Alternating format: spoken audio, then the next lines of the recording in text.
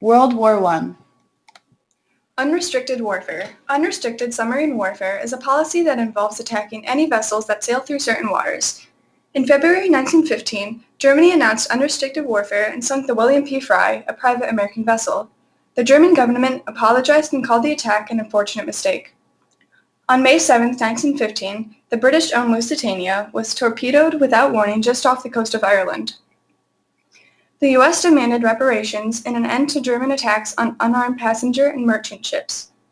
In August, Germany pledged to see the safety of passengers before sinking unarmed vessels, but didn't keep that pledge.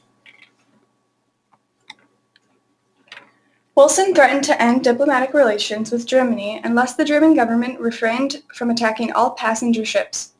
The German government accepted these terms in the Sussex Pledge. The Sussex Pledge was violated when Germans said the United States could no longer be a neutral party after supplying munitions and financial assistance to the Allies. The Zimmermann telegram was written by German Foreign Minister to the German Minister of Mexico, offering United States territories such as Texas, New Mexico, and Arizona territories. When Britain released the Zimmermann telegram to President Wilson, the United States Congress formally declared war on Germany and its allies. This helped draw the United States into the war and change the course of history. Frustration over the effective British naval blockade caused Germany to break its pledge to limit submarine warfare. In response, the United States ended diplomatic relations with Germany in February. Irish American leaders and organizations focus on demanding American neutrality. The Irish didn't want to help Britain because Ireland wanted their independence. The Irish dominated the Democratic Party, so Wilson had to take account of their views.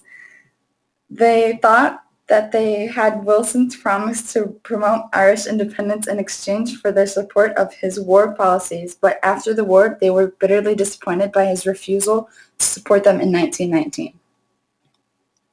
German Americans wanted to stay neutral in fear of the negative treatment they might receive if they entered the war. In 1917, they still called for neutrality, but proclaimed that if a war came, they would be loyal to the United States. German Americans had been excluded almost entirely from national discourse on the subject, and once war started, were being harassed. American mobilization of its military. Most of the Americans wanted to stay out of the war, but German policy managed to bring America into the war. America had no reserve force to quickly mobilize, unlike Europe. There was no army, and it would take months to get trained. American industry had to be changed to war production. Freedom of the seas. Freedom of the seas is the doctrine that ships of neutral countries may sail anywhere in the high seas without interference by warring powers. Germany was suffering from near starvation due to a lack of supplies and food. Germany feared they would lose unless they defeated France and Britain quickly. They announced they would sink any ship in the blockaded areas. This was a clear violation of the American principle of freedom of the seas that neutral parties have the right to ship non-war goods to nations at war.